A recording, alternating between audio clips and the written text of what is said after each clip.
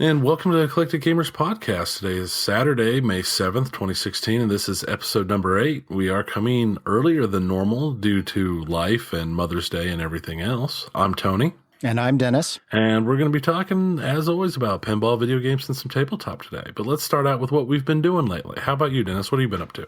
Well, I just rushed back as fast as I could from the monthly pinball tournament at the 403 Club.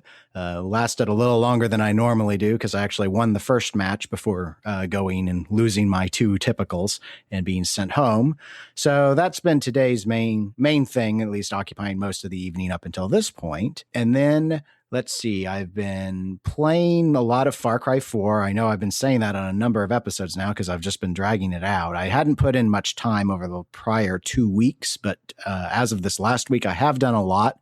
I'm over 40% through, and I think that counts like side quests and everything. So in terms of campaign, I get the sense that I'm more at the halfway point. Watched We Were Soldiers. Hadn't seen that in a while. I forgot that Clark Gregg, who plays Coulson in all the Marvel movies and Agents of S.H.I.E.L.D., he's more on TV now than before. Forgot that he was even in that movie. But other than that, I haven't watched a lot of films. Yeah, I watched We Were Soldiers this weekend as well without even knowing you were dead until I brought up with you earlier, wondering whatever happened to Barry Pepper. I mean, that was just a kind of one of those humorous things that we both watched the same movie without thinking about it, especially for an older movie. Yeah, it was when I'm in a mood for a war movie, there are always a certain set of them that I run through. And so, for example, I don't rewatch Saving Private Ryan. It never calls to me to do that, but I do really like We Were Soldiers. It's my favorite film that's set in the Vietnam era. Yeah, We Were Soldiers and Band of Brothers are my go-to war filmy type things, though Band of Brothers being the miniseries and huge long eats a lot more time, but those are definitely my go-tos for something like that. And I'd say the last thing I was going to go ahead and mention in terms of doing was something that you and I also both did, though in this case, we both knew we were going, and that was to Pinnapalooza number 3. We were invited. For those that aren't aware of it, and there are probably a lot that are not, it's a private collector, pinball collector in Northwest Missouri. And so he does an invite event where he allows people to come and they do tournaments and stuff. And he's got a collection of, I believe, over 80 pinball machines. And most of them are very focused on older era. I think there were only 2 of the modern Stern machines in that collection. So a lot of 90s Williams, a lot of 80 Bally, and a lot of the really popular EMs. And so we spent last Saturday all day there from about 1 p.m. till we got out of there at 11:15. And so that was a lot of fun. I really liked going and doing that. Yeah, that was a lot of fun. He has an amazing collection. I was super happy with it. I wish I'd done better in the main tournament. I know you did much better than me in the main tournament. I went 4 and out. It was a strikeout type. It was a 4 strikeout type tournament. I did better in the side tournament. I enjoyed the side tournament until I embarrassed myself on Indy 500, but it was still a lot of fun. I was at the halfway point on the main tournament, so I believe I had 3 wins, and then I had my 4 strikes. So yeah, I was pleased with how I did on that. I didn't do very well in the side tournament. I think I was probably the 5th person eliminated, if I remember, 5th or 6th.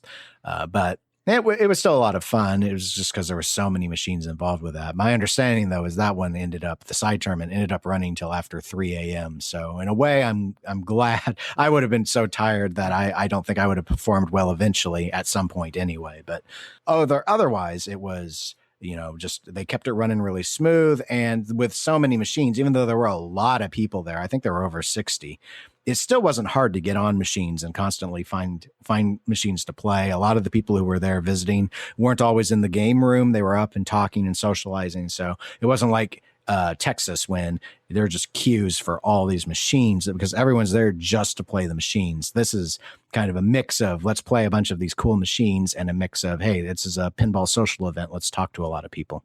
Yeah, I had a really good time. It was pretty fun.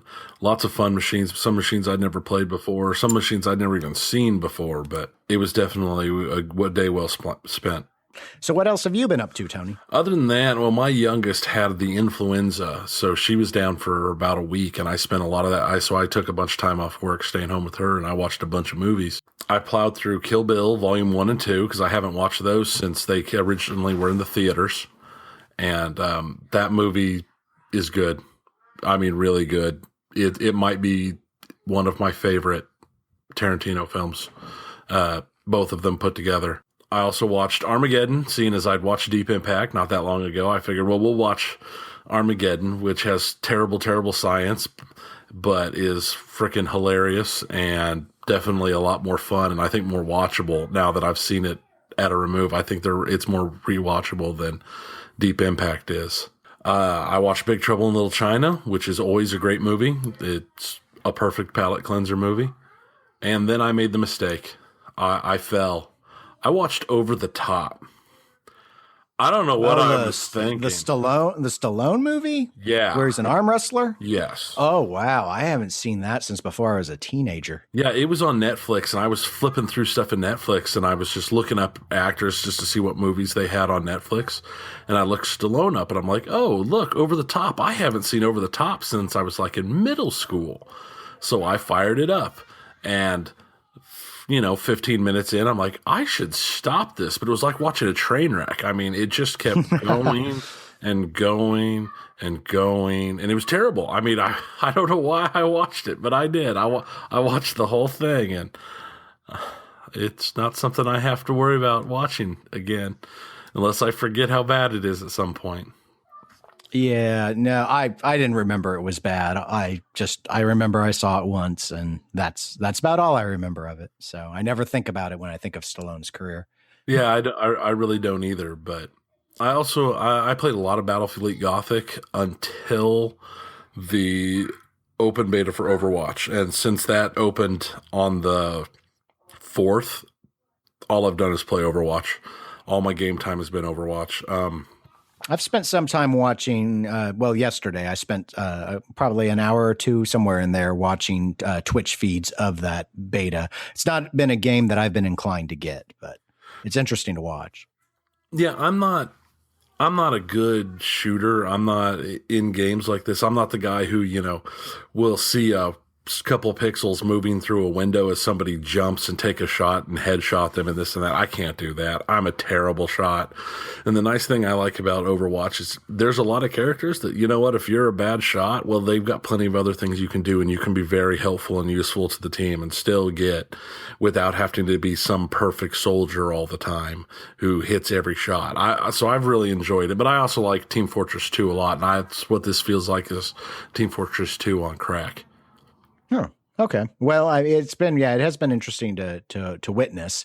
And so I think this game is going to do very well. All the buzz, even before the open beta hit from people who had experience with it was quite positive. I'm not aware of negatives being stated about Overwatch. So yeah, there's nothing major. I mean, there's negatives about everything, but this is going to definitely make Blizzard some money. And the last thing is I slipped into an extremely late showing of Captain America Thursday night because I'm on call, so I wouldn't be able to see it this whole week. I decided to try and get in and see it, and I liked it a lot. I don't think it was as good as Winter Soldier, but it was better than Age of Ultron. Okay, so it's a very strong movie then. Yeah, it's a strong movie. It's definitely up there. It's just I don't think it had the same. I mean, it's got some great impact. It's got some great emotion. I mean, it's just like Winter Soldier in the way it plays with you. It's not just like a straight action flick. There's a lot of good emotion and stuff in it. I just think it had a couple points when they were setting stuff up that was a little bit slower, where Winter Soldier, even the slow parts in Winter Soldier felt like they were just cranking along. So I think Winter Soldier is the better film. I still think Winter Soldier is the best Captain America film. But I have to say this Civil War moves Captain America, the First Avenger, down. So the First Avenger is the worst of the Captain America movies.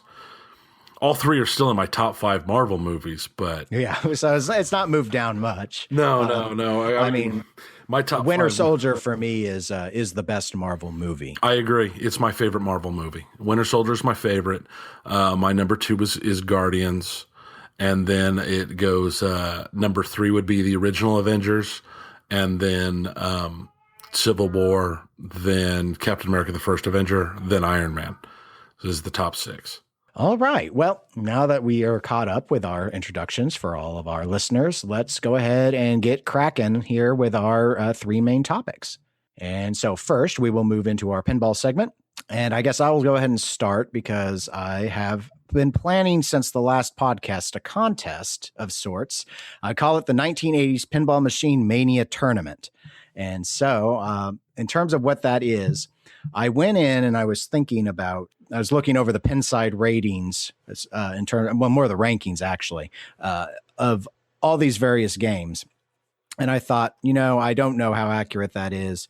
It factors in a lot of variables. For those that aren't familiar with Pinside, the way the rating system works to give a rank to a machine, the individual goes and assesses what they think, like on a scale of 1 to 10, what's the back glass? What's the quality of that? What's the quality of the sound effects? What's the gameplay? But they also get to determine what percentage those things are weighted for their own evaluation. So, for example, when I rate a machine, I do not rate the art very high in terms of a factor of whether or not I'd want to own a machine or play a machine or anything with a machine. So for me, I downplay on the art, whereas people who may be very concerned about aesthetics in a home collection might max those sort of figures out in terms of how important that is to them when they get a machine. So anyway, the way that this is going to work is I've got a survey that will ask a series of March Madness NCAA style questions, and people will be able to go and vote, and they'll be able to vote on whatever criteria they want. And the way I've done it is we've got 64 machines, and the regions, kind of the regions from basketball, are the manufacturers. So I've got a Williams region, a Bally region, a Gottlieb region, and then to get the count, so I could have 16 highly rated machines, I have an other region, and that other region consists of Data East, Stern, Zaccaria, and Game Plan.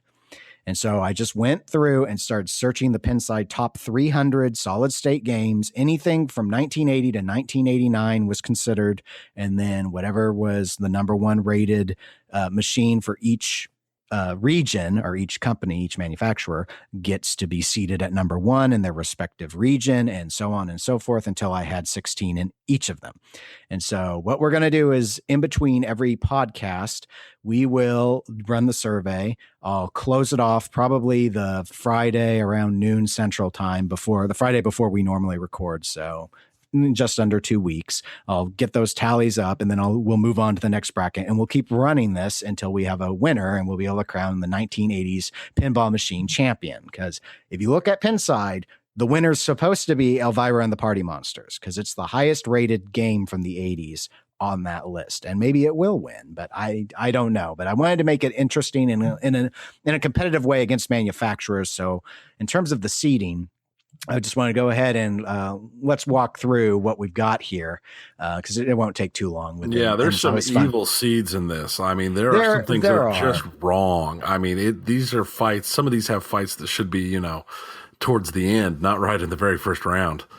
Yeah, and it reminds me of movie fight sort of scenarios where they do these sort of brackets, and you end up with those unfortunate, because of however the seating's based, critic review or whatever, you get these confrontations where maybe you as a player are like, oh, those should not be meeting yet. Those are an Elite Eight. Those are a Final Four. Yeah, it is what it is. And on some of these, I'll probably have to skip on voting some of them, because I don't think there's some of these machines I've never played. So, and it's set up that way, so you'll be able to, you just pick one of the two and you just go down the list. I haven't broken it up by the manufacturer, so it should be pretty easy for people to vote. And we'll have a link on the page, where we put the podcast up on our website. We'll also put a link up on Facebook, so people will be able to access that.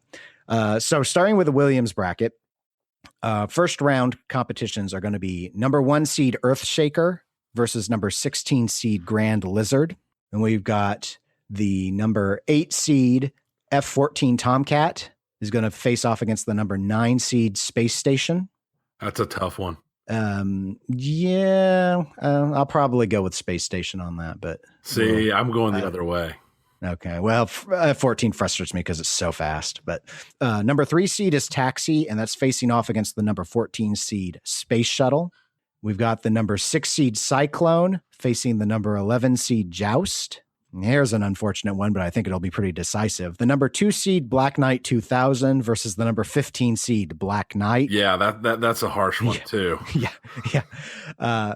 The number 7 seed is High Speed, and it will face the number 10 seed Sorcerer. I could see Sorcerer pulling that one. It's very popular. It is.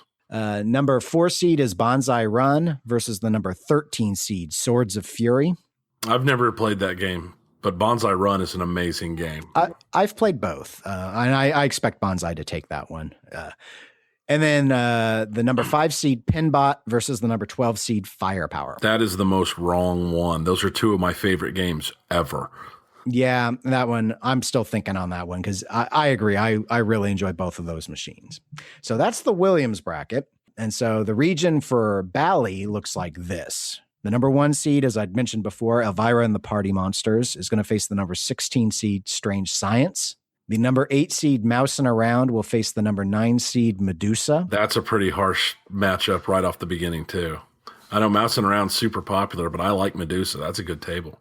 I like Medusa a lot as well. My guess, I'm going to speculate. My guess will be Mousing Around will win that one out. There's a lot of love for System 11 games, but we'll just have to see how many sort of hardcore pinball people vote. That'll affect a lot of it. Medusa, hands down, has the better art package. But yeah. Number 3 seed is Fathom, and that will face the number 14 seed Fireball 2. The number 6 seed Embryon will face the number 11 seed Skateball. The number 2 seed Centaur will face the number 15 seed Frontier. The number 7 seed Flash Gordon will face the number 10 seed Centaur 2. The number 4 seed 8-Ball Deluxe will face the number 13 seed Fireball Classic. Fireball's just all over that list. Yeah. It's, I guess because they made a second one. It was so popular the first go around. And then finally for Bally, the number 5 seed is Xenon, and that will face the number 12 seed 8-Ball Deluxe Limited Edition. Now that's a harsh matchup too. Yeah, I think 8-Ball Deluxe LE is so low seated on Pinside solely because of the horrible back box, the back glass, which sits on the weird little leftover back box thing that they were doing in that era. Otherwise, it's the exact same gameplay as 8-Ball Deluxe. I'm voting 8-Ball Deluxe LE on that because I think 8-Ball Deluxe is a better layout than Xenon, but for me, that's a simple one. Yeah, but Xenon's got some amazing art. I really like the art on Xenon. It does.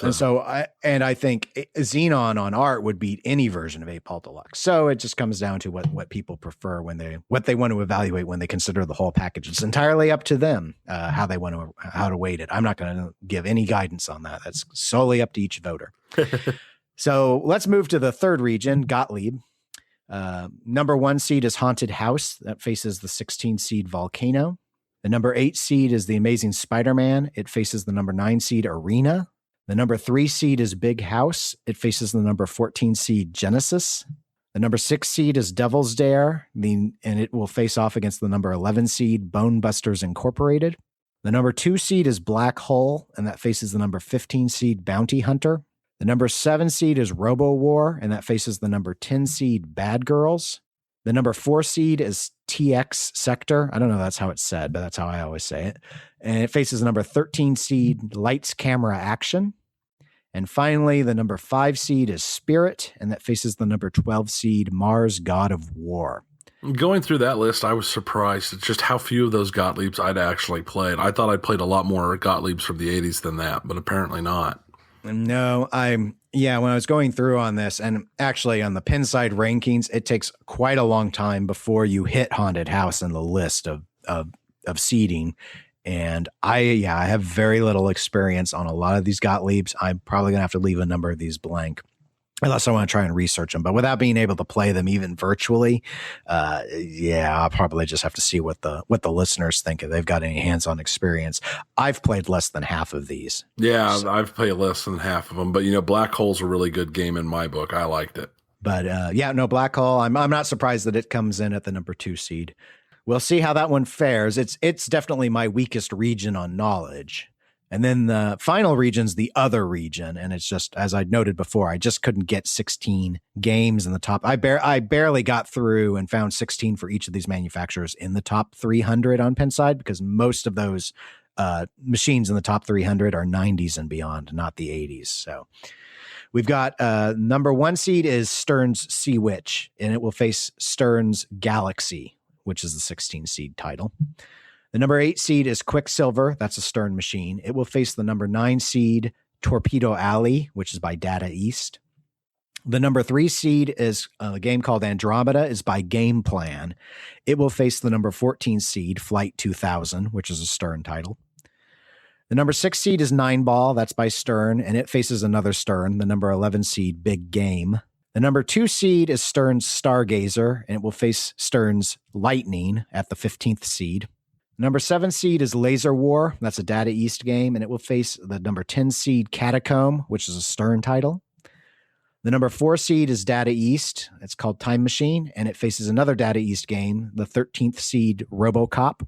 The number 5 seed is Farfalla. That's from a company called Zakaria, and that will face Data East's Monday Night Football at the 12th seed.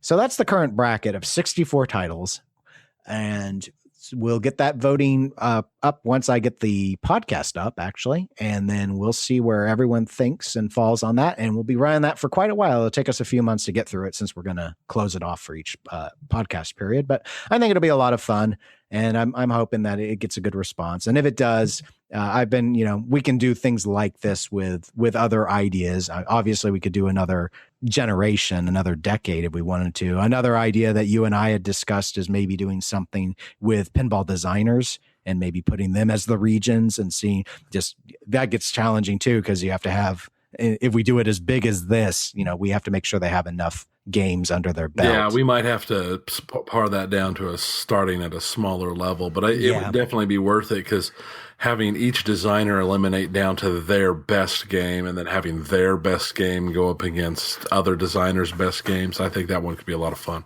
So that's it about the Pinball Bracket Tournament. So let's go to our other pinball topic that we have today, and that is homebrew retheming. Now, we've played some rethemes when we were in Texas and this and that, and we've talked to some people about them, and this is something that was running ideas in my head particularly. I came up with one. I'm not actually going to talk about it today because it was so major change-wise that I'm only about halfway through thinking what I would do to it, and I'm not willing to finish until I have everything ironed out in my head. But what we did is we both picked a theme and a game, and we came up with our own little fantasy retheme of it. And would you like to start, Dennis?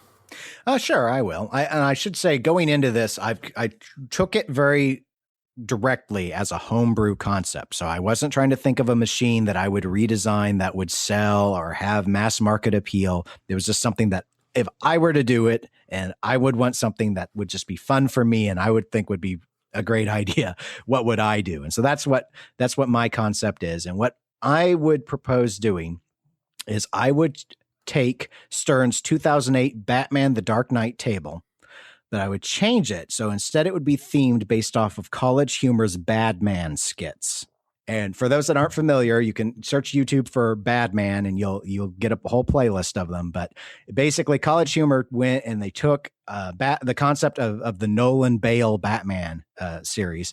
And what if Batman was, stupid? What if he was incompetent? What if he was terrible at everything he does? And so, and I just think with a concept like that, it lends itself to taking a Batman machine. And I'm most familiar with Batman the Dark Knight. And given that Batman the Dark Knight is indeed the movie or one of the movie franchise that Batman is based off of, it just lends itself really well. So in terms of what I would do to have fun with this is the key changes. One of the shots on that table is there's a Scarecrow multi-ball off on the right-hand side. I would keep the Scarecrow multi-ball and keep its activation the same, but I would change it so that the jackpots, when you do the jackpot shots, it would be to explore Badman's fears. Each time you complete a relevant shot, the Badman character will say one of the College Humor call-outs from when he gets hit by the Scarecrow's gas. So he'll be, you get gassed and he'll be like, Roombas. And then you'd be like, what? And then you run through that where it'd just be his lines, but it'd be, how does it know where to go if you don't push it? Or Girl Scouts, ukuleles, sleeveless t-shirts. and it will run through all of them. And then once, the way I see it is, once you've done all of his fears, then it goes into super jackpots basically, and just be a super jackpot call out. But I think it'd be funny. I like that a lot. The audio part of that whole skit is the fun part of it. So I just think it works really well as one of their more clever Badman shorts that they did. Another change I would do is Joker multi-ball. I want to change that to Harvey Dent multi-ball, because one of the things that constantly happens in the Batman series is Batman will come up and say, Harvey Dent, can we trust him?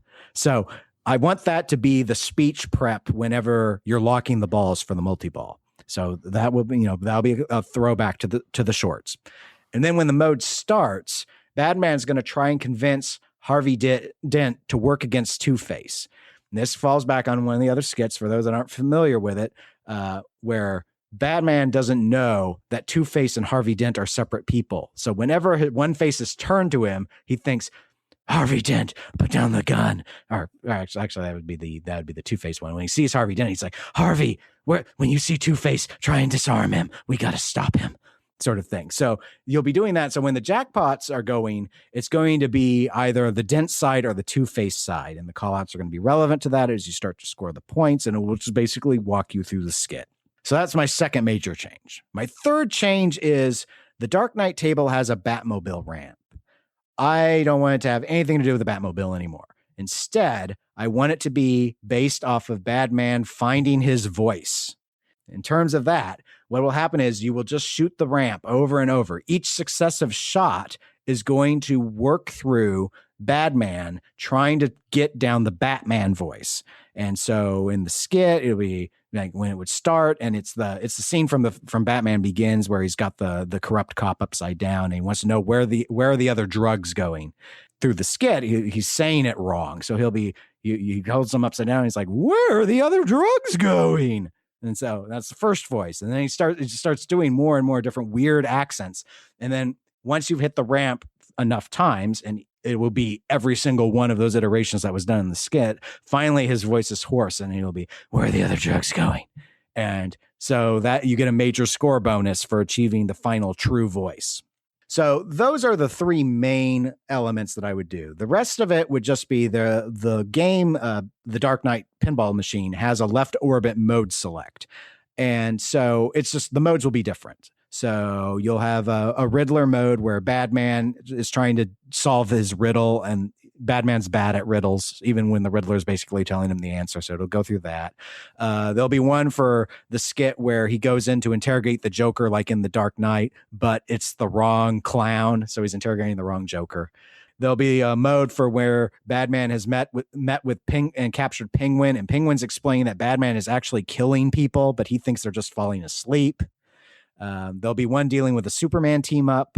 There'll be one where Batman is blowing his cover and everyone knows that he's Bruce Wayne. And then there'll be the mode where Batman needs to say goodbye before he goes and saves the city in the final movie, but the goodbye just doesn't ever end. So that would replace all of the existing modes that exist on the current table. By and large, the toys that come with the table could stay as is. I would throw off the Batmobile, as I said before. There's no reason for it to be there because I'm not doing anything involving the vehicle. But the playfield and the backglass art would need to be reskinned to be entirely like the College Humor version, and new dots. You'd have to program new dots to be playing up on all of that. Or honestly, just take a little laptop screen, plop it in where the dot matrix is, and instead actually show scenes from the clips themselves. But that's my idea. So that would be my homebrew retheme. If I had infinite resources and infinite patience, that would be the first one I would want to do. That's pretty impressive, and I love those skits. So that actually, I really like that.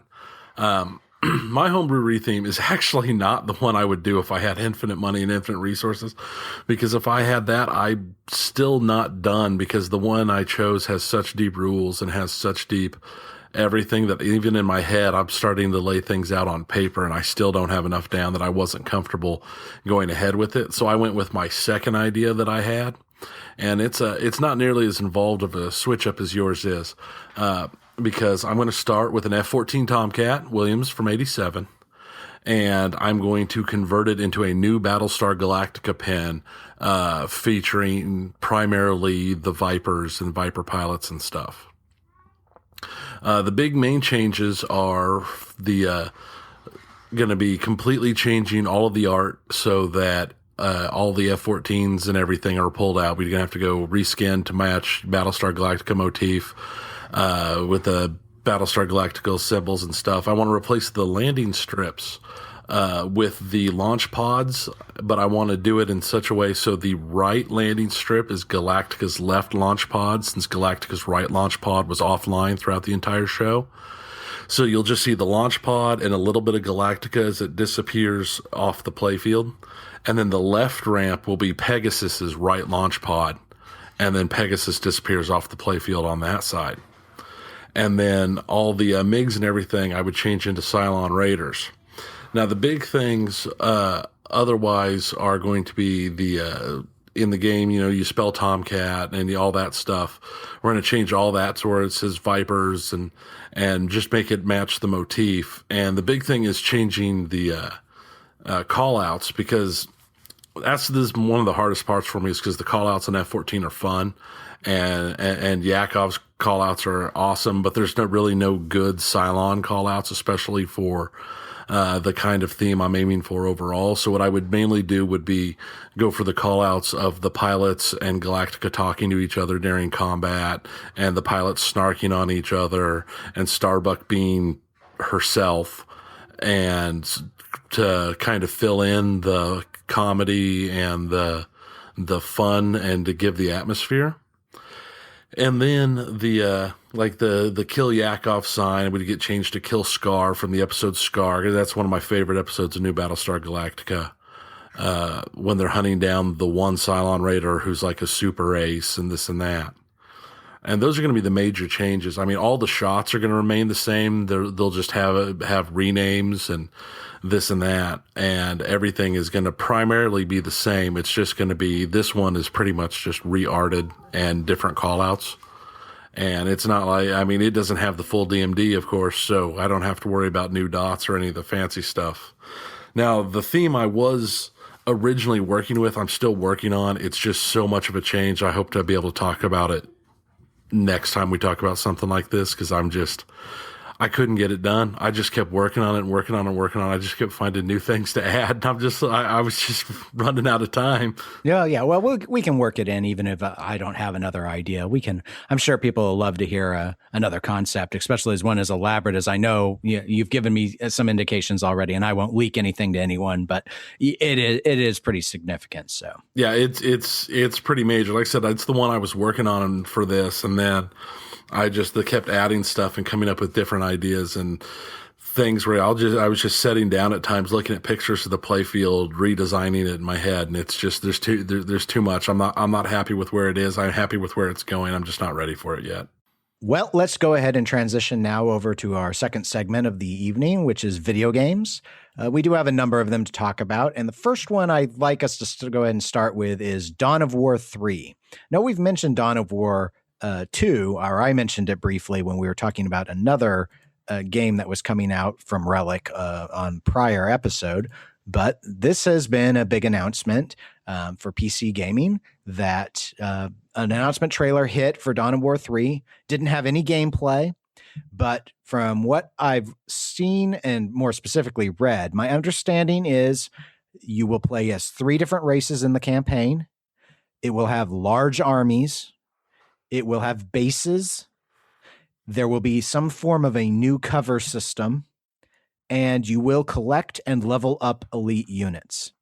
So that's not a lot to go on, but let's talk about it anyway. Tony, your thoughts about Dawn of War 3? In the grim future of video games, there is only Warhammer 40K. That's what it seems like lately. There's a lot of Warhammer 40K games out here. We were just talking about Battlefleet Gothic last episode, and now Dawn of War 3, and people love the lore, I guess. I love the lore. I can understand why. It's just there's so many hitting all at once in this short span, and not just of the 40K. There's also the fantasy stuff that's hit pretty hard lately too. Vermintide came out right at the start of the year and has been really popular. It's just I think they've done a good job of packing all their stuff in, so they've got enough different people working on it. I like Dawn of War. I prefer Dawn of War 1 because I like the larger armies. But Dawn of War 2 was a lot of fun. So I like if they can keep the fun of some of the fun of it and have the larger armies. And one of the things they were talking about that I really like is I like it when your troops gain experience and level and get better. It makes me feel more attached to the troops when they actually are somebody who's been around, and it's just not, oh, rifleman group number whatever, go out there and die and I will bring up another one to replace you. When these are people who've actually been fighting with you for a while, they mean more. That's a good point. And I think that it seems like Relic's direction has been to go more towards Dawn of War 1. So I'm guessing that's what the feedback told them to do. I did not play the first Dawn of War. I did play and I enjoyed Dawn of War 2, but there are almost everything that has been highlighted were key differences that have reverted to Dawn of War 1 in favor rather than sticking with what Dawn of War 2 did. So the 3 races in the campaign. Dawn of War 2, you only played as the Marine guys. That was at least until the DLCs brought others in, I thought. Okay. And I didn't play the DLC. So yeah, the DLCs had campaigns for other races. Okay.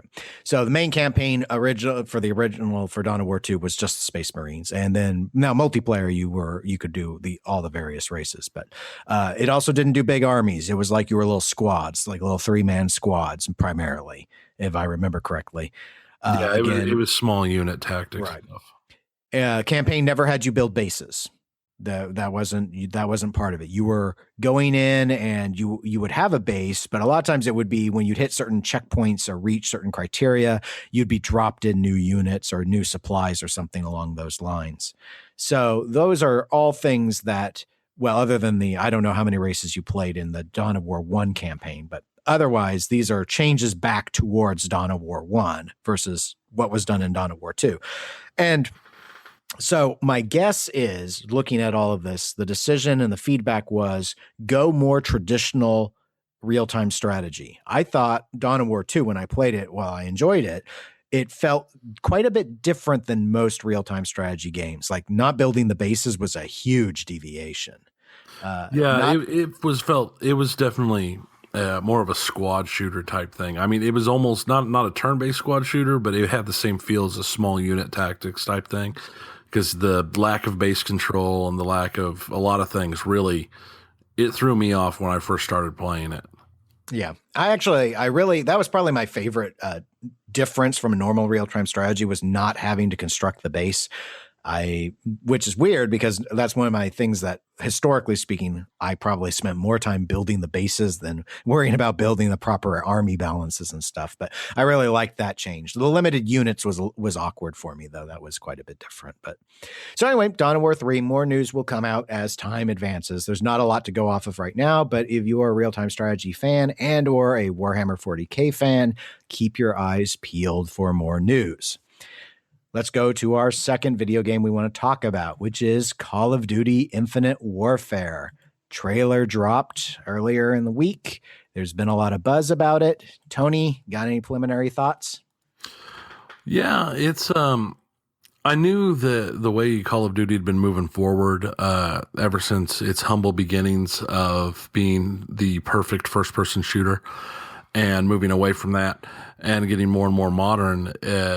I knew they were going forward in time. I was surprised to see that they're jumping all the way up to space combat and going to different worlds and stuff. I mean, when in the trailer, you're going through and it's like, well, they're in space and they're here and there. And then all of a sudden there's a scene where you just see a giant ringed planet in the background. It's like, yeah, they've taken Call of Duty all the way to space. I mean, space. But Call of Duty. Portal 2 voice. I do find it humorous that Call of Duty now has more space combat action in it than Star Wars Battlefront. I don't necessarily think that that's a good thing. That's a good point, though. That is a good point.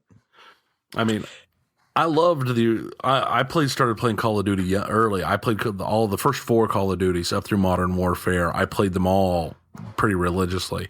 And I've played some of the Call of Duty since Modern Warfare, but I don't think any of them have been as good as Modern Warfare.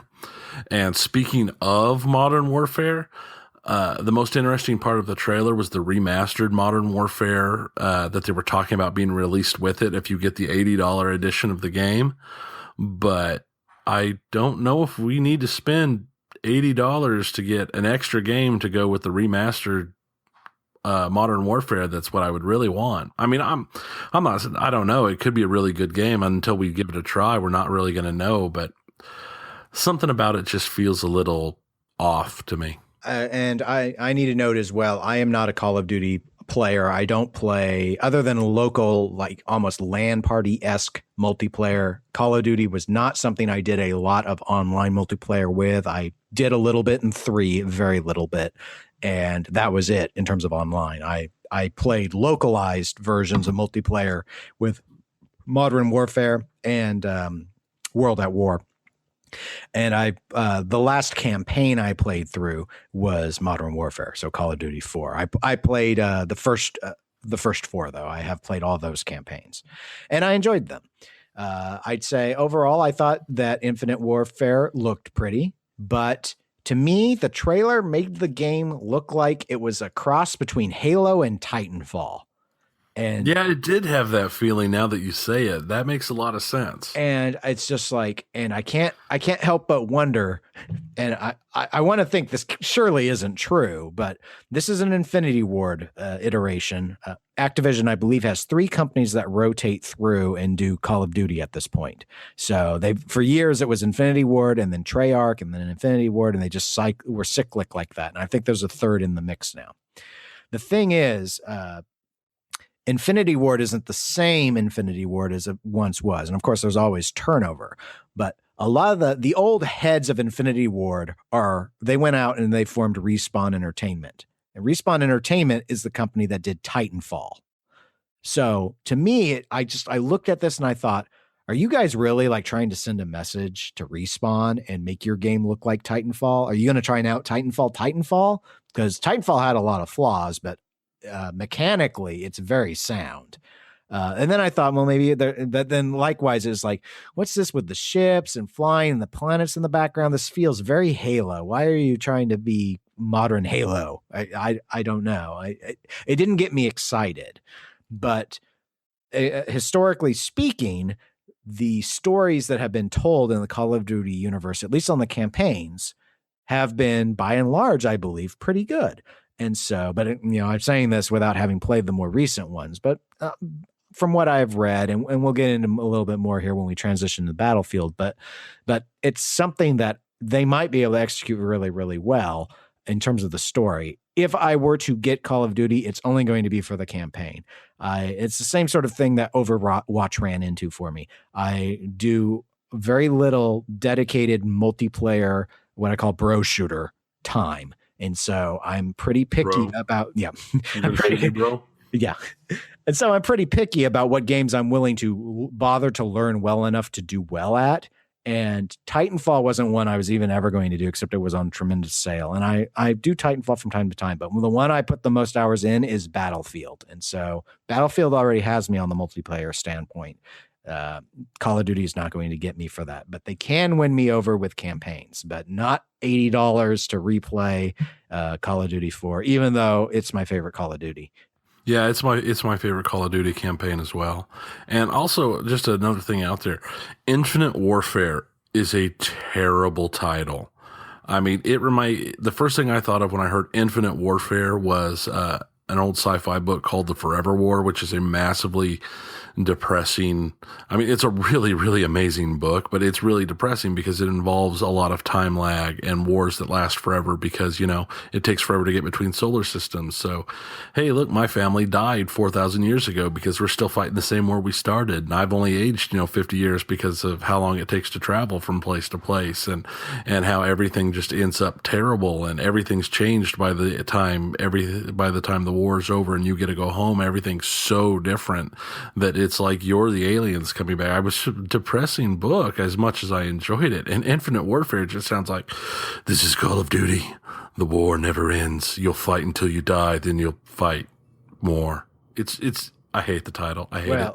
It doesn't make any sense. I don't know. I mean, I assume that they're trying to say, well, space is infinite, so it's, so that Infinite Warfare means we're in space. But no, it's on the surface of it, I see the subtitle and I'm like, Infinite Warfare. So you're saying that it's an endless war. The war never ends. Do the do the soldiers keep coming? Are we going back to respawn closets where they just keep pouring out until you actually get to the next checkpoint, which was an annoyance that was in the older Call of Duties. And you wondered why you could never kill all the enemies because they just kept coming infinitely unless you moved on. I don't know. I think it was trying to sound spacey, and instead it sounds lamey to me, but whatever. Yeah, it's one of those things. And I think what hurts it is that Battlefield did such a better job with the release just a couple days later. I mean, the title is kind of a throwback, Battlefield 1. And the game's a throwback. I mean, it's World War I. Call of Duty left its roots, kept going forward, up into space, and Battlefield decided it was time to jump back. And I really like that trailer a lot. The trailer looked good. I just saw it actually a few minutes ago, and I am excited. I'm cautiously excited. I've on occasion probably mentioned, I can't remember to whom, that I've wondered why there've never really been a lot of gaming companies that have been really willing to take on World War I as a setting. And I've seen more lately, but not shooters. Like Valiant Hearts, for example, is a sort of a puzzle game where you're in World War I. But, it was the first modern war. So I think in a lot of ways it could work. Because you do have air vehicles, you do have land vehicles, and obviously you have the infantry involvement, and you can even go into naval stuff if you want to. So it offers up all those sort of elements, but the nature of war in World War I was very static, other than at the early part of the war, and so I've often assumed maybe part of the issue is. In terms of, I want to know, I'm kind of rambling on it. I guess what I want to say is I'm concerned about the campaign. I'm concerned for a couple of reasons. The trailer looked great, so I have hope, but I've seen decent trailers out of DICE on their Battlefield games before, and they have had some really bad campaigns. I hate saying it because I love Battlefield's multiplayer, but Battlefield 3 had the worst single-player shooter campaign I have ever played on any system. Ever. And Battlefield 4 was not that bad, but it wasn't memorable. And so the last good campaign I played was Battlefield Bad Company 2. And it wasn't as funny as Bad Company 1 was, but at least the story was entertaining. And so, I want them in a way, I don't want to say I'm a war fan because war is bad, but from a historic standpoint, World War I has always been the one that interested me the most. Everyone was always writing books about World War II. I had grandparents in World War II. I didn't want to hear any more about World War II. I wanted to learn about World War I. I always thought that one was the one that was interesting. And so I would love to see something told in that. This trailer hints at some pretty epic elements. Like there's a part where it seems the protagonist perhaps or some other soldier looks like he may be breaking under the shelling. It makes me wonder, are they going to do Verdun? Because that would be a really epic scene if they can do it justice.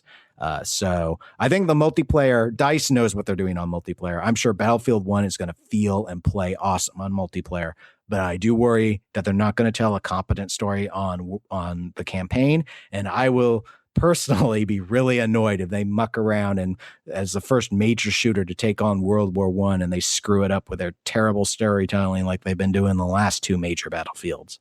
Yeah, I don't recall ever playing a Battlefield's campaign. I think I've played Battlefield multiplayer at a friend's place at some point in the past, but I've never played the campaign at all on any of them. But we can hope. I mean, there's a lot of stuff to pull from. They've got a lot of stuff to work with. I just don't know. Like you said, if it's something that they can actually pull off, because some of the stuff there's things that happened in World War I that never happened in any other war. I mean, things were just a little different and played out a little different. Even though it's the first modern war, they were just putting their toes in the water. I've been saying for a while, I've been kind of wanting these style of games to get back to their roots. I wanted to see another World War II game, and a World War I game is just as good to me. We'll just have to see how it turns out. And in this, to me, this seems like a big genre defining battle between these two. They've always kind of duked it out, but for them to one jump far to the future and one to go so far back, it's going to be a very interesting release season when they come out. Yeah, I think Battlefield's still got a pretty big uphill climb. Call of Duty routinely does significantly better than Battlefield in terms of sales. Battlefield still, I mean, it is a major player. It is EA's big shooter, and so they're gonna invest a lot of resources behind it, and you can see that in the trailer. Also, in a way, I think it may, though they could do this with Call of Duty as well. The main thing about multiplayer in the Battlefield series is it's very squad based. And that's part of the reason why I like it. You were talking back when you were in the intro about Overwatch and how you like to be able to play the characters that didn't have to rely on the twitch shooting. And in Battlefield, you have characters, obviously, it's more, you have support characters and such as well. They're not quite as Team Fortress 2 oriented per se, but like, you know, if you want to be the sniper type that is a really accurate shooter, that's an option for you. If you want to be the person with the med packs, that's an option. If you want to be the person that uses the explosives like RPGs and such, that's an option. And the best sort of squad is one that actually has a mix of those things because they have benefits and they play off each other really well. So it's always been far more tactical than Call of Duty was, which was respawn, run forward, shoot people, die, respawn. And so that's what I like about Battlefield. And in the nature of trench warfare and all of that, having little squads moving around and accomplishing things is the only practical thing they can do. You can't, unless you were to try and pretend that you could reinvent World War I and say, well, this massive armies are just going to be rolling on into each other and stuff. And it's like, that's not really, it was really static front. So you have to do things on that more squad based level. And that lends itself really well to how Battlefield just approaches things in general, but it looks fun. I'm looking forward to it. I haven't been playing Star Wars Battlefront, so I haven't really touched a Battlefield game since Battlefield 4. So it's been a couple years now, and I would like to get my hooks into this one because it looks neat. It does look neat. Yeah, I'll be looking forward to see how it turns out. I like the squad based aspect. That's what I've been liking in Overwatch. That, hey, this guy, we're having problems over here. We need a healer, or we need a tank over here. Somebody who's a meat sponge, while we try and break their hold on the line, stuff like that. I like that teamwork, working together, and so it's not like the setting on Halo, going on legendary mode and just going, okay, you stay long enough that when I respawn, I can get up and throw a grenade, and then I'll hold it while your dead body runs back so you can throw a grenade. We'll just blow our way forward type stuff. Yeah. Yeah. It's, the squad thing is the main thing that really resonates with me with Battlefield. And it was interesting how I ever got into the game, but that is a story for another time. We have another video game topic instead that I'd like to transition to, which relates again to something that we've both been playing, but this is a new version, if you will. And that is Pinball Arcade. Farsight Studios is coming out with Stern Pinball Arcade. And this partnership between Farsight and Stern was announced quite a while ago. I want to think it was October 2015. And there hasn't really been any news on it until this week. And now there has been news. So I guess in terms of starting it off, let me just summarize what I know is the case. This game, Stern Pinball Arcade, is supposed to have better physics when compared to the Pinball Arcade.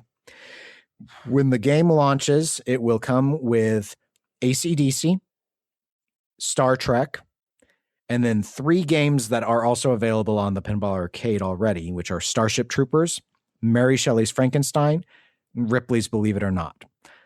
In addition to those launch titles, Ghostbusters is slated for some fall release this year, but it won't actually be when the game comes out. Though my understanding is Stern Pinball Arcade is coming out in the early fall, so I guess it'll be sometime before December.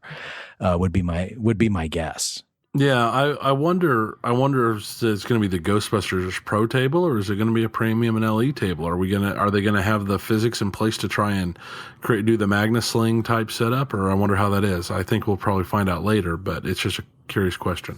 Yeah, I was going to initially say premium because I had read Farsight respond to someone indicating that they were doing the premiums for ACDC and Star Trek, and that so my sense was their plan was it was going to be premium tables for everything. But obviously that's a bit presumptuous because we don't really know. I can imagine that they could do the Magna Slings, given that they have Magna saves and such already on the machines that incorporated those. Granted, the slings are far more intricate than a mere Magna save is, but so no, I don't know for sure. But so far, all indications that I have seen have been that they will do Stern premiums when there are premiums and pros. So we were actually going to talk about the Kickstarter was the big plan when I put down this in our notes to what we're going to do for the show, because ACDC was going to require a Kickstarter and they were doing it for over $108,000, which is huge. It's a huge sum of money for a single table, far more, I believe, than they've ever had to raise before. And I think it was off to a decent start, but on the 5th, they pulled the Kickstarter. They canceled it, but they didn't post an announcement. But then they emailed information to anyone who backed it, and I believe they've posted this on Farsight's news section of their website at this point. I'm not going to read the whole statement, but long story short, that due to the response that the Stern Pinball Arcade has been receiving, they were able to enter into some form of new partnership that allowed them to fully fund the ACDC license without having to use the Kickstarter. So the Kickstarter was canceled because they don't need the $108,000 anymore. Some other deal was arranged. And that's wonderful. I mean, because that was a huge Kickstarter pull, and while I had no doubt they could have gotten it, it really hurt the thought of it. I mean, but launching without ACDC would have also been subpar. I mean, ACDC is one of the better pens they've kicked out that's in the new lineup, and it's going to make this game a lot better. Yeah, my sense was I wasn't too surprised that they did initially call for a Kickstarter on ACDC. Obviously, we've seen them have to Kickstarter several other games, especially if they're based off of popular franchises that maybe you have to get actors' rights for, and those actors command a large premium. So, because they had a Kickstarter Doctor Who just not that long ago. Yep, they had to do Terminator 2, and my understanding was that was mostly to get Arnold, to cover that license. They had to do Addams Family, and I think there were issues because they had to go to all those various actors who were on the backlash and such, because the movie contracts at the time, my understanding again was that those didn't include rights for each cast member. So, and we've seen that crop up like with the discussion about Highway Pinball's Alien and why the playfield art didn't have any of the movie cast, because the movie cast couldn't be secured with the movie itself, other than perhaps being able to play clips. To actually use the likeness of Sigourney Weaver from a movie that old, you have to get her permission specifically. So anyway, the sense has been that probably as of around Star Trek, which is still in production by Stern, it's coming. It's in its 3rd year of production now, I believe. It seems that Stern has been securing the rights to digital versions, at least as of that point moving forward. But ACDC slightly predates this, so it looked like that was what was going to have to go on. But perhaps I have no idea what the new partnership is. If the partnership is between Stern and Farsight, it's more likely an arrangement, I would think, between ACDC and Farsight. And I have no idea the details of it. But I'm really glad that this went away, because the thing that I'm more annoyed by, again, not surprised, but I'm more annoyed by is Farsight has indicated the new Stern tables are going to be $10 each. That's pretty high for virtual pinball table. I mean, here I am complaining about that when I have to think about what dollars I talk about when I'm talking about changing my collection around of actual pinball machines. But Zen Pinball, which does Pinball FX2, they generally do a pack of 3 for $10. And my understanding is the games, the tables that are on the Pinball Arcade that are coming over, like Starship Troopers, those will be 5. But things that are just in the stern, like Star Trek and AC/DC and Ghostbusters, will be 10 apiece. So it's a bit, I mean, when you think about it, 6 pinball tables gets you the price of a standard retail release. That's unusual. Normally you're not talking in those dollar amounts and thinking that far past going and buying Battlefield 1 is the equivalent of 6 pinball tables virtually. Yeah, that's that's definitely a little high. I mean, I'm willing to pay it. People are going to be willing to pay it. But I don't think it'll be something where I'm going to grab every machine. I'm not going to spend $10 to get me a WWE. But there's several of them that I can definitely see I would spend the money to get the machines. Those new machines are a lot of fun, and there's so many places you can go play them still that being able to practice at home and go, it's going to make a difference. I think they'll do okay. I'm with you. I wish the tables were a little cheaper each. Well, the thing is they haven't, I saw someone ask them about it. Farsight indicated they haven't decided yet whether or not they're going to do seasons, which is what they did with the Pinball Arcade, where, the tables are maybe $5 a piece on the Pinball Arcade, but you could buy a season pack and you get a discount. And it's not clear that they're going to do that for Stern Pinball Arcade. I mean, again, if you're just weighing a table and it's like, it's $10, it's $10, whatever. I'll probably pick up tables when they're on sales. That's been what I've done with the Pinball Arcade. It's what I've done for most of my Zen pinball tables.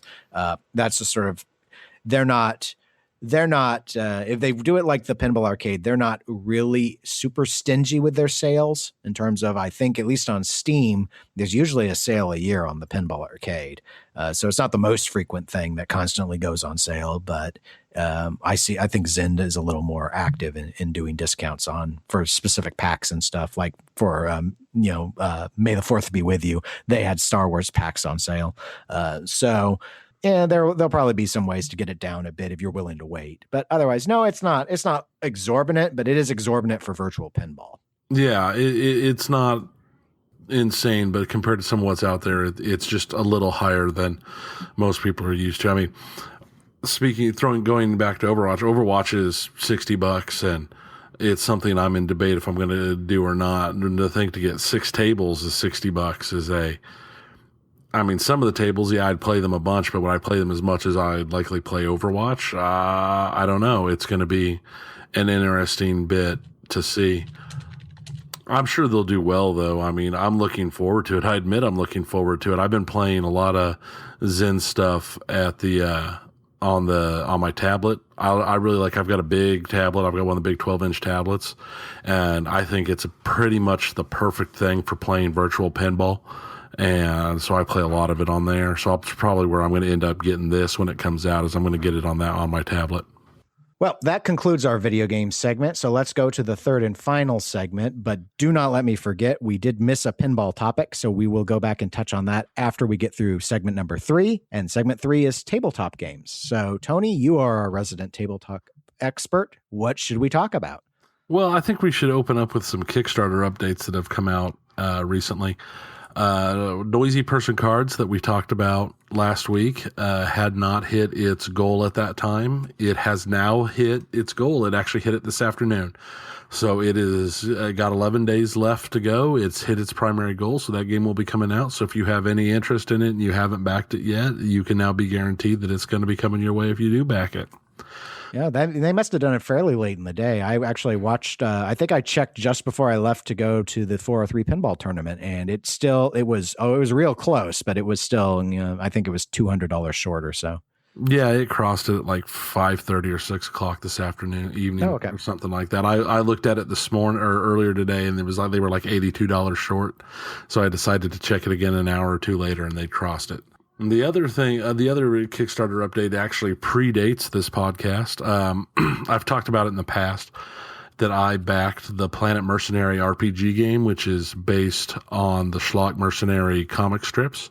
And it looks like that they're starting to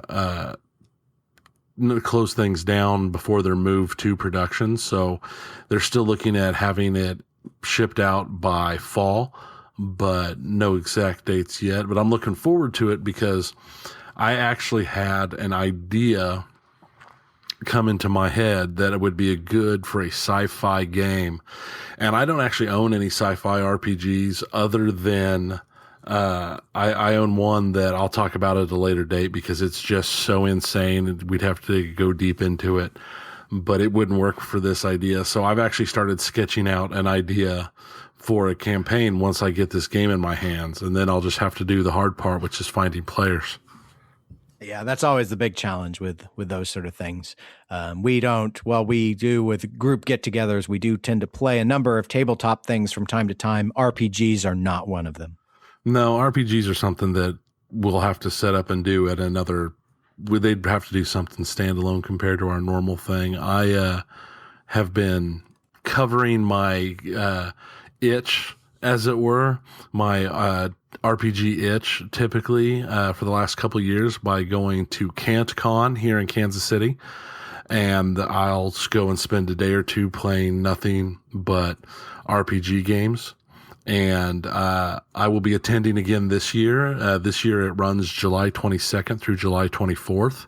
I will be there on the 22nd and the 23rd, all day, both days. I haven't decided which games I'm going to sign up for because there's still a lot of games that haven't been announced yet. But I plan on spending most of my time getting my little RPG scratched. Oh, yes. I'm thinking I may be able to make one of those days. My calendar looks clear for those dates. I haven't looked yet to see what day might most appeal to me to go and do. I don't know if I'd do 2 days, though. Yeah, well, I've gotten to the point where I started out the first year I went. I just did one day, and I played 1 or 2 RPGs and a whole lot of board games. And then the second year I went hardcore. I was there just after open on both days, and I played RPGs the whole day. I mean, all day long. I had a blast last year.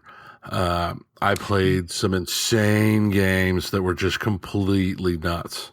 Yeah, I remember you telling me about a number of them, and that's the part that I want to do the most. And then we'll actually get to talk about some RPGs for once, which even though we've always focused a lot on these sort of more approachable, easier to bring people in tabletop formats. That obviously I'm using that very loosely because last episode was about the mini figure tabletop games, which is pretty complicated. But RPGs are probably my biggest roots back, to the old AD&D days. And so while I don't do RPGing much anymore, I do have a historic tie to it, and I think it might be time once more to break out those skills and see if I can still actually do it. Yeah, I found actually, because I started playing RPGs back in the mid 90s. I played a lot of the Battletech RPG, and I played a lot of the old West End Games Star Wars RPG. And those were actually my starts. My starts in RPGs were sci-fi, and then I went to D&D. And I mean, I recall at one point in time, much later than that, we had a pretty long running D&D 3rd edition, not even 3.5, 3rd edition game that we ran for quite a long time. Yeah, that was one that we did until one of our players moved away. So yeah, but I remember I'd make up some maps and stuff when I think we rotated who would DM. So. Yeah, we were rotating DMs. I think that was part of the issues. There was only 3 of us, so we rotated DMs and we ran NPC heavy, but it was a lot of fun. It was also fun because we kept doing weird things and. Yeah, we'll use the word creative. We got pretty creative with those rules. Yeah, I mean, when there's only 3 of you playing, you play with it a little bit. It was a lot of fun. That was the best part, though. I mean, I recall having my dwarf hold a door partially shut while everybody shot through the crack to kill all the mummies that were coming at him. Yeah, I also just remember our third player when I would DM. I swear he went out of his way to try and break my encounters. Just that I don't know. It just seemed like he was just determined to find and exploit some flaw that I wouldn't have thought up. It was ever so frustrating to try and build around that. And ultimately, I think I always failed because he would just never give up until he came up with some new weird way to get past some elaborately constructed encounter that I worked ever so hard to do. I also remember completely and utterly miscounting distance and having my sorcerer detonate a fireball with him still within radius of it. Yeah. I remember that.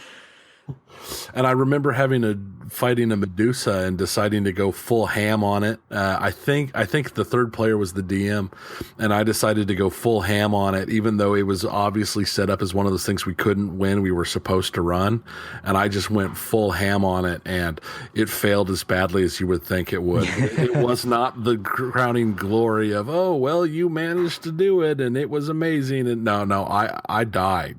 I died bad. Yep. No respawns there. I miss RPGs a lot. That's why I've been going to Kantcon, and we'll have links to Kantcon for those of you in the Kansas City area who have any interest in going. And they do board games as well, and they've got all the information on their website, and they've got a link so you can go and look at. They do have an online sign-up sheet so that you have a description of RPGs that are going on, and you can sign up for them. This ones that interest you the most. So it's definitely going to be a good time. It was a good time last year and the year before, so I'm looking forward to it. So speaking of RPGs, let's talk a little bit about Threadbare. Now, Threadbare is an interesting thing that I found on, well, I was actually reading up on Kickstarter. Threadbare uses, it's on Kickstarter, we'll have the link. It uses a modified version of the Apocalypse World, which I don't know if you've played Apocalypse World. I have played Apocalypse. Okay. Apocalypse World is a very simple game system. It's built around 2D6, and so you're not running everything. Everything's off of a 2D6 roll. You do a 2D6, and then you modify it based upon your stats. But it's a good system, and it's designed around being a more narrative game than something that's real crunchy like D&D or Shadowrun, which lets you play with it a lot more. But Threadbare, their opening line on their Kickstarter is, "Plus your plastic mate." In Threadbare RPG, you play a jury-rigged toy in a broken, stitched-together world. And the second I read that, the very first thing that popped into my head is, this is post-apocalyptic Toy Story.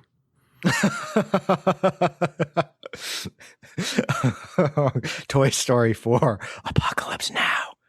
I mean, the game is based around, and it's a standard RPG, but when you get injured or damaged, you have to be sewn up or patched up or other parts put in. And some of the stuff they have listed is like, oh, your arm got ripped off, but it's okay. There's a Barbie arm over here that kind of fits, so we'll go ahead and glue this Barbie arm on so you've got your arm back. But that Barbie has some of the personality of Barbie, so now you've got another personality changing who you are and changing your character and fighting for control of your mind while you continue playing. Or you're a teddy bear who's all sewn together and patched together from 3 or 4 different bears and all sorts of stuff. It's just it seems like a simple and fun game that could go from being something that's super cutesy to just full on wrong. And I just, it sounds amazing. They have passed their goal. They're about to hit their first stretch goal, and they've got, this is a pretty long run Kickstarter. As of today, they have 32 days to run because it ends on June 8th of 2016. If you do sign up for this particular Kickstarter, you can get a beta test version of the rules to print out and test, because they're having their Kickstarter people help them beta test it, and the money and stuff, because the game is pretty much ready. They're just doing beta testing, and then art stuff is most of it. Mm-hmm. But it just seems like such a great idea. I don't know if you've ever seen, there's a picture, somebody out on the internet, of Woody smoking a cigarette, holding a revolver and a bottle of whiskey. No.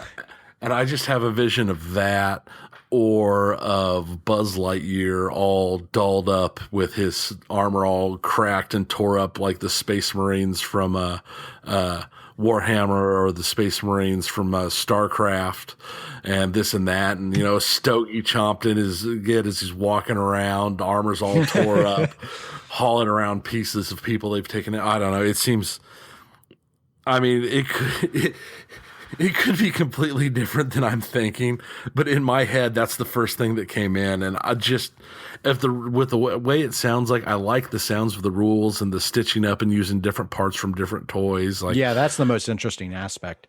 Yeah, because I know on their webpage, they've got a little, like a short story. I wouldn't even call it a short story. It's like 3 paragraphs, and it's a nurse or a doctor stuffed animal that's sewing up another stuffed animal. And in the waiting room is a bulldozer that has lost a wheel, but has a Barbie head or a baby doll head that it's going to use to replace the wheel because it couldn't find a real wheel. And they're kind of talking back and forth, and it goes into their heads, and it just sounds like a cute little game that can go from being, oh, this is so cute, we love each other, and we're making this wonderful thing, to die. Yeah. To infinity and beyond is Buzz's new state. Oh, infinity and beyond. Infinity warfare. Oh, it all comes together. We pulled it all together. We brought everything back around. That's right. It's amazing. Infinite warfare that's the infinity circle is now complete. So speaking of circling, let us do because I'm far too lazy to edit the podcast and drop it in to make it seem completely seamless. Let's circle back to pinball because we completely neglected to mention that we both watched the Dead Flip live stream of the Ghostbusters limited edition gameplay, which was a first for people to experience. So Tony, what were your thoughts? Watching John Trudeau lose a ball to the Trudeau Gap was one of the greatest things to happen to me this week.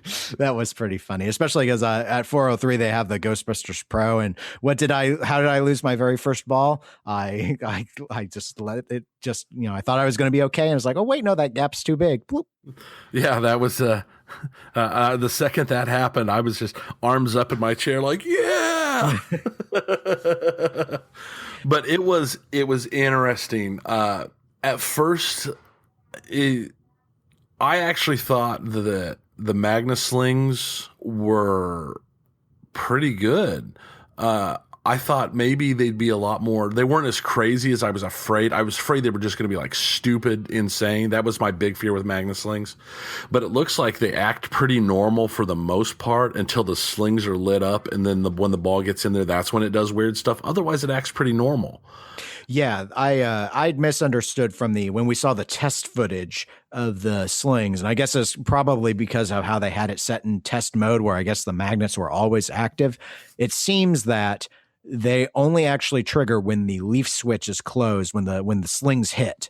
So they are not wider in effect than a normal sling, like a sling on the Pro.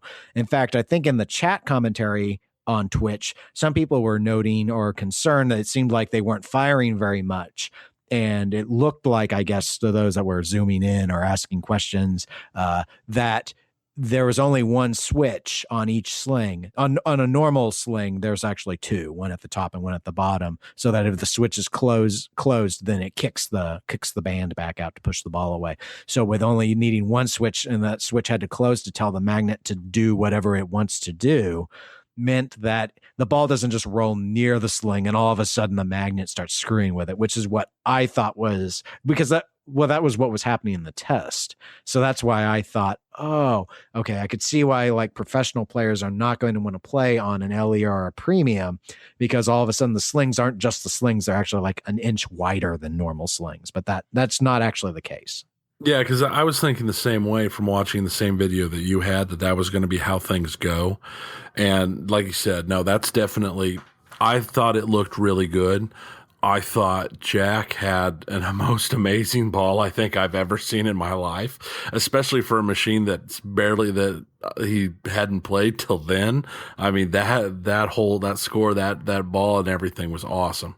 Yeah, well, he is a professional. That's also, he's professional he's a professional player at this point. Well, we've fully elevated him to demigod status on play. In fact, I think he posted a link somewhere, it might have been on Pinside, it might have been on Facebook, I don't recall, where it actually jumps to that timestamp where he's being awesome. Well, yeah, I mean, if I had something like that, I would too. I'd be like, look at me. I mean, it was a It great was epic. ball. Oh yeah. It was epic. There's nothing. I'm not saying anything bad. It was truly Oh an no, amazing ball. I was really glad he had it because it let us see so much of what the game had to offer on a play, and how, a lot of concerns that have been coming up from people who have been playing the pros on location is that the game may be too hard and may turn people off. But what some people have said is it is a hard game. It can be seen as a drainy game, but it is a game that always has the potential to open up really big for people. And while Jack's skills are very, very good, it's not like he put in a whole ton of time on the LE before the stream or anything. So it just showed how someone can adapt and actually learn these modes, learn how to control the ball, and can, maybe you only have one good game out of 10, but that one is one you're going to want to share. Yeah, that was definitely. And the other thing is, it was a lot harder to see, but the ecto goggles looked pretty cool. There was a lot of glare when they tried to put the camera on it, so you couldn't really see it very well.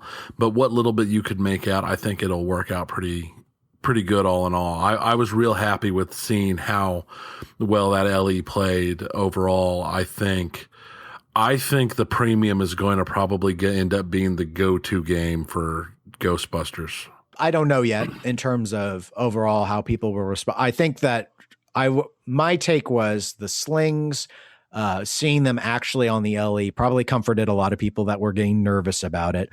I think, to me, the slings are the only major element that, in terms of if I were to buy, that's the thing that makes me want a premium, are the slings. I'd in the past expressed a lot of interest in the hollow thing. I thought it looked cool. I saw some separate stuff outside of the stream that gave me a better view of it, but it's so minimalist. It's not enough to make me think, oh, I'd really regret not having that.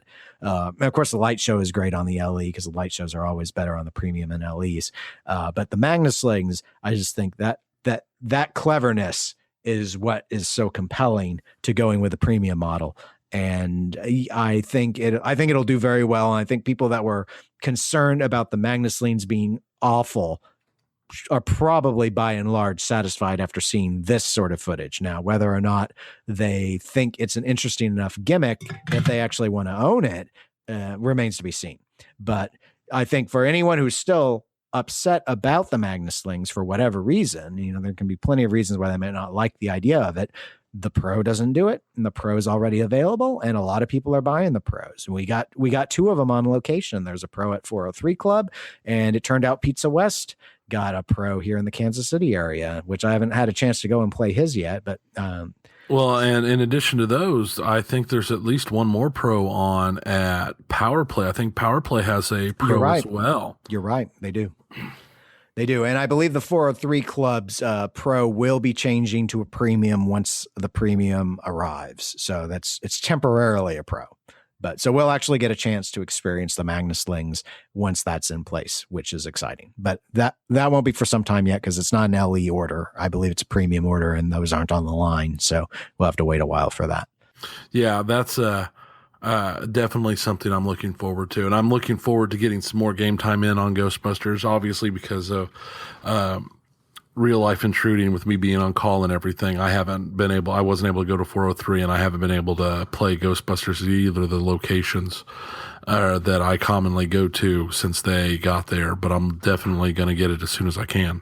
Well, I'm sure they will be sitting around on location for quite a while because those things were sucking up quarters, just like Game of Thrones, where we've got a couple Game of Thrones out on location. It's just Stern's had a couple of pretty big successes as near as I can tell from our own local area. And seeing when I look to see what are people playing when there's downtime, what do they most gravitate towards?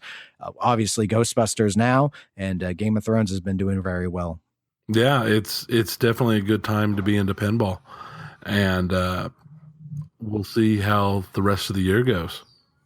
That's right. And if you all listening are into pinball or video games or tabletop games, you need to remember to go to iTunes or Stitcher or both, and please give us a rating and review. We are trying to expand the podcast's listener base, and apparently their algorithms factor something like that in. So anyway, please go and do that, even if you don't regularly listen through those means. If you're like me, you download podcasts with podcast software to your phone and listen that way. But And I guess maybe iPhones use the iPhone setup for that. I don't know. I've got an Android, but please go and do that. As a reminder, you can reach out to us if you want to email us. Our email address is eclecticgamerspodcast@gmail.com. We also have a Facebook page, which is facebook.com/eclecticgamerspodcast.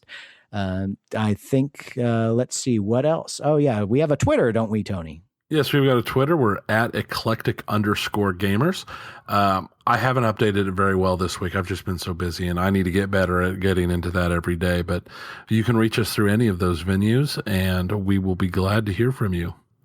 We also are available now through Google Play Music. They finally launched that. I've known it's been in the works for a while. I do actually see it when I load Google Play Music, not Google Play, but Google Play Music on my Android phone. You can go to it on the website as well. No rating review system there to my knowledge, but I have no idea if anyone's actually using that to listen to podcasts. Since it's so new, I'm imagining it's just something that Google's trying to grow. But we are listed there as well. So if that is a method you like to get your music and podcasts by, you can get us through it at this point. I have checked, and they all seem to be working just fine. So we're everywhere. We're everywhere. In the grim, dark future of Pixar, there is only post-apocalyptic horror. That's right. And one podcaster's arm has been replaced by a Barbie arm. It's a teeny T-Rex Barbie arm. And now I need to say goodbye to everyone and go back to my Malibu dream house and remind everyone that we will, assuming the apocalypse doesn't take us all, be back in probably 2 weeks, most likely back on our regular recording schedule rather than being a day early. But until then, I'm Dennis, and I'll say goodbye, everyone. And I'm Tony, and I'll say goodbye, everyone. And bye, Ken!